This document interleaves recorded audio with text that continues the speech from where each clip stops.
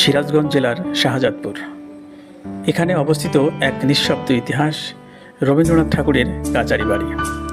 এককালে জমিদারির তদারকিতে এসেছিলেন তিনি, কিন্তু রেখে গেছেন সাহিত্য সম্ভারের এক অমূল্য ভাণ্ডার।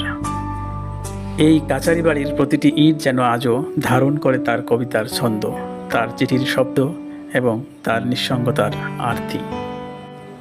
পদ্মা নদীর ধারে দাঁড়িয়ে মেঘলা আকাশের নিচে প্রান্তরের অবারিত নৈশব্দে তিনি খুঁজে পেয়েছিলেন অন্তর্জগতের ভাষা। এখানেই বসে তিনি লিখেছেন চোখের বালি, বিচারক, চতুরঙ্গ আর তার অমর কাব্য গীতাঞ্জলির বহু কবিতা। এই বাড়ির ছায়াতেই তিনি রচনা করেছেন সেই বিখ্যাত চিঠিগুলো, কাদম্বরী দেবীকে, ইন্দিরা দেবীকে, যেগুলোতে পাওয়া যায় এক অনন্য রবীন্দ্রনাথকে, এক কবিকে, এক নিঃসঙ্গ মানব প্রেমিককে। এই বাড়ির বারান্দায় বসে তিনি লিখেছেন, আমার মাথা নত করে দাও হে তোমার চরণ ধুলার পরে। এখানে তিনি শুধু জমিদার ছিলেন না, ছিলেন প্রকৃতি ও মানুষের গভীর পর্যবেক্ষক, ছিলেন হৃদয়ের স্রষ্টা। তার কলম ছুঁয়ে যেত গ্রামের জীবন, মাঠের প্রান্তর, কৃষকের মুখ আর কিশোরীর চোখ।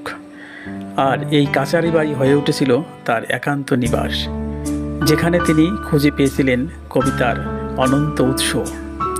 আজও যখন বাতাস বয়ে যায় শাহজাদপুরের মাঠে, মনে হয় সে যেন বহন করে এক কবির নিঃশব্দ পদধ্বনি, এক মহাকালের ছায়াপথে হাঁটা।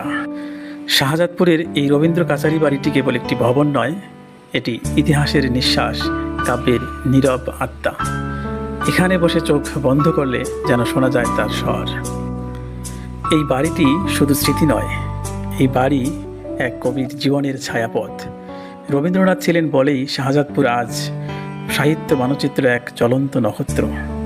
তার পদচিহ্নে ভরে উঠুক আমাদের হৃদয়, তার ছায়ায় স্নান করুক বাংলা সাহিত্যের আগামীর প্রজন্ম। ধন্যবাদ সবাইকে, ভালো থাকবেন।